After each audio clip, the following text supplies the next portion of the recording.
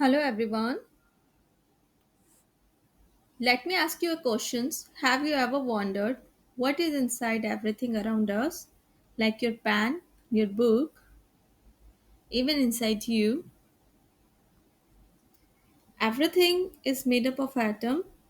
Let's take an example. Consider salt, sugar and water, all made up of atoms. Plant, animals and humans, we all made up of atoms. Now what makes up atoms? Atoms are the fundamental unit of life. Today we are learning about the tiny blocks, tiny building blocks that make up everything around us, that is atoms. And next we will find out what is inside the atoms and how these parts are arranged.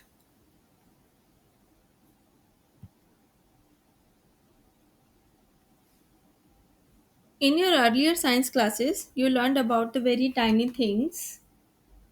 In biology, you may have used a microscope to look at the some microscope slides to see the detail of leaves and small flies. In chemistry, we have seen that the matter is made up of very small particles such as atoms or molecules. Let's warm up with few questions. When we say H2O, what do the letter stands for, and how is an atom different from a molecules, and can you think of particles smaller than the atoms? Sure, let's break it down. The formula of water is H2O.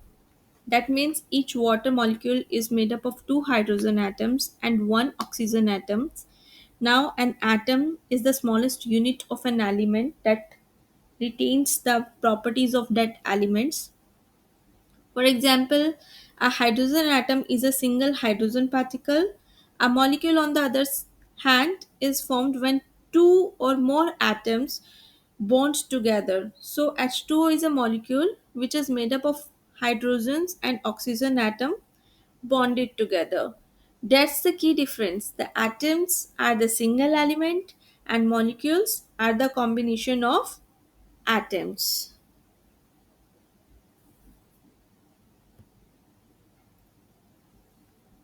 Every substance around us is made up of atoms. They are the incredibly small particles from which all the material world is built. There are now 180 non-elements, but most of non-mass of universe consists of just two elements, hydrogen and helium, with all the other elements contributing only 1% of total. And here is a simple diagram is showing a size comparison, how big or small different things are. From object we can see to things that are too tiny for our eyes. At top we see a dice about 1 centimeter in size. This is something we can easily hold in our hand. A grain of sand is much smaller, about 1 by 100 centimeter. You can just see it with your eye. A bacterium is even smaller, about 1 by 10,000 centimeter. You need a microscope to see it. A molecule of hemoglobin is smaller, is too tiny to see even with a normal microscope. Finally, the atom is the smallest. Atoms are the basic building block of everything around us. In short, we can say this diagram shows that as you go down the list, the things get smaller and smaller until we reach the atom, the tiniest building block of matter.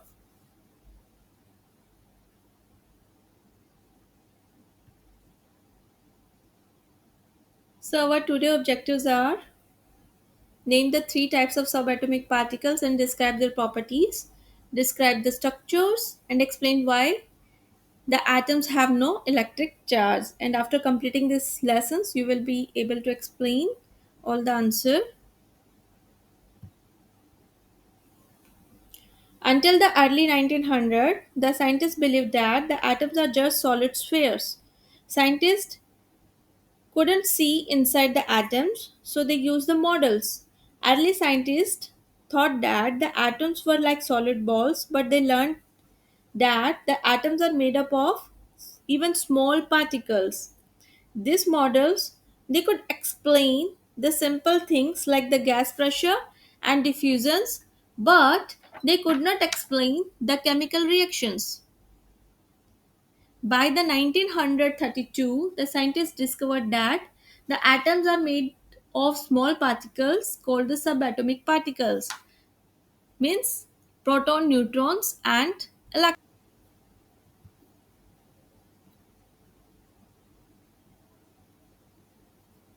Scientists have used new imaging techniques to see atoms. Over the past few decades, the use of scanning tunneling microscopes, a form of atomic microscopy, has opened up the manipulation of atomic world. In 1990, the scientists at the Zurich laboratory of the multinational technology company IBM were able to create an atomic logo using individual xenon atoms. The scientists have developed very powerful microscope that let us see atoms directly. This picture shows 48 iron atoms arranged in a ring.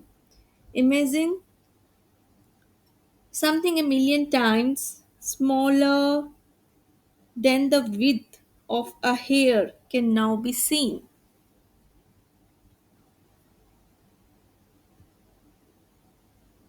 So now what makes up atoms?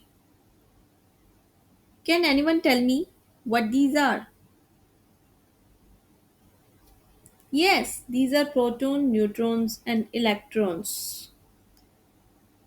As you can see in the slide, here is a dense central part in any atoms known as nucleus.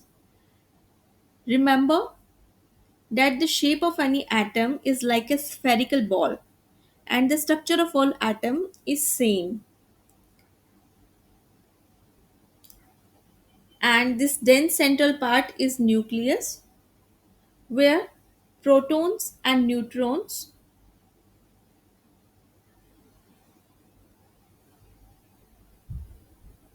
they sit inside the nucleus, and secondly the electrons they revolve around that nucleus. There is a fixed path around the nucleus called shell, which is known as energy level also. Proton and neutron they lived in the nucleus while electrons are revolving around the nucleus just like a planet revolving around the sun. Here is one important question: why electrons are revolving around the nucleus? Or what causes electron revolve around the nucleus? Well, remember that the proton is a positively charged particles and electrons are negatively charged particles. So there is an electrostatic force between positively charged protons and negatively charged electrons. As a result of this, the electrons constantly revolve around the nucleus. Now, what about the neutrons? Neutrons is a neutral particles. It means it doesn't carry either positive charge or negative charge.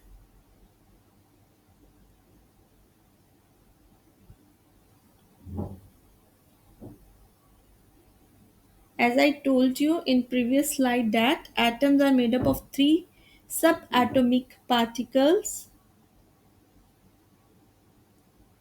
The center is the nucleus which contain the protons and neutrons, and around the nucleus electrons it moves very fast. Even though electrons are so tiny compared to protons, they balance the positive charge, which makes the atom neutral. And these are their relative mass and charges.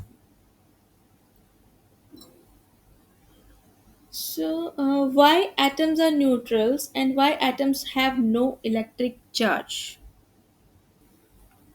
Now, let me teach you an atom is a whole, a neutral particle. Consider a hydrogen atom. We know that there is only one proton in the nucleus of hydrogen and only one electron that is revolving around the nucleus. So, we can also write proton is equal to 1 positive and the electron is equal to one negative particle, because proton is a positively charged particles and electron is a negatively charged particles.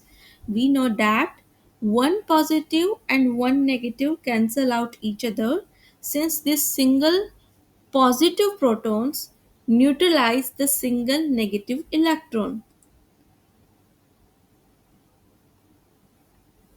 So from these examples, we learned that the number of protons is equal to number of electrons in any atoms. Let me repeat it. Number of proton is equal to number of electrons. Thus we therefore say that an atom is a whole neutral particles. Now let me teach you something amazing that happens when number of protons and electrons it increases inside the atoms.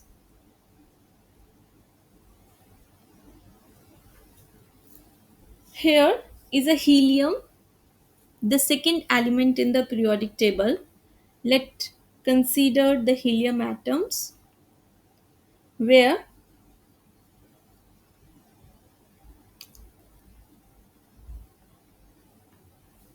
in the helium atom, as you can see, there are two protons in the nucleus, two neutron in the nucleus, and there are two electrons which are revolving around the nucleus.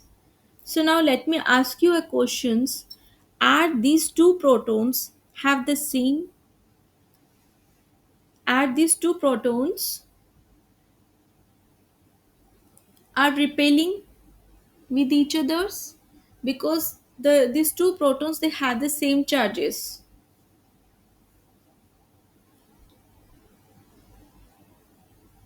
Yes, they repel with each others.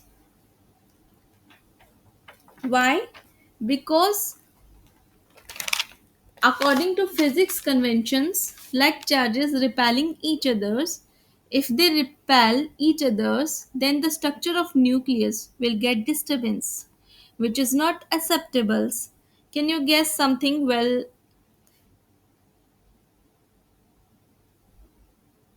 now here it comes the part of neutrons, where two neutrons in the helium atoms comes in actions and separate these two positively charged protons.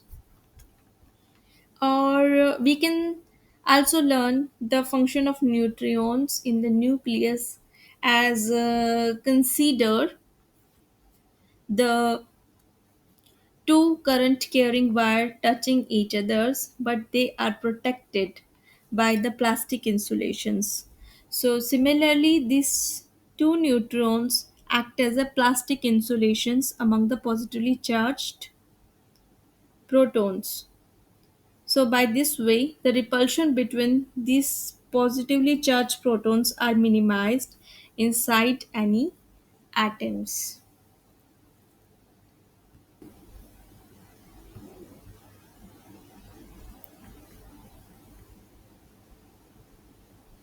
Remember this picture: if an atom were the size of a football stadium, the nucleus would be just the size of pea in the middle. Actually, football stadium example is a size analogy that we use to make the scale of atom easier to imagine. because atoms are extremely tiny, so tiny that we cannot imagine their real size compared to our daily life objects. So this means stadiums are like entire room, nucleus a tiny point at the center, and the rest of stadium means all space like a ball where electrons moves.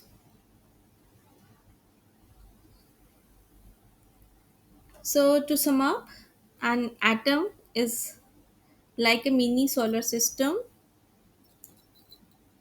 All the matter is made up of atoms. The nucleus has proton and neutrons, while electrons it moves around it in shells.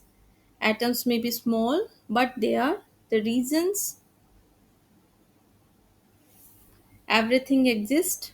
Without atoms, there would be no matter and none of us.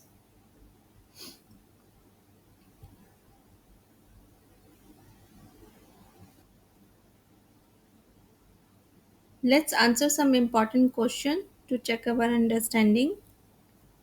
Why a beryllium atom is electrically neutral? Because it has the same number of protons and electrons, so the total charge cancel out to zero. Give the relative charge and mass of each of following: a proton, a neutron, and an electron. So for this, protons charges plus 1, mass is 1, neutrons charge is 0, mass is 1, and electrons charge is negative 1, and the mass is 1 by 1840. The next is name two subatomic particles in the nucleus of atoms. Answer will be protons and neutrons. The next is draw a beryllium atom. It is made up of 4 protons, 4 electrons, and 5 neutrons. So, how we can draw this? Draw a small central nucleus with the 4 protons and 5 neutrons inside, and then draw 4 electrons in 2 circles around the nucleus, 2 in the first shell and the second in the 2 in the second shells.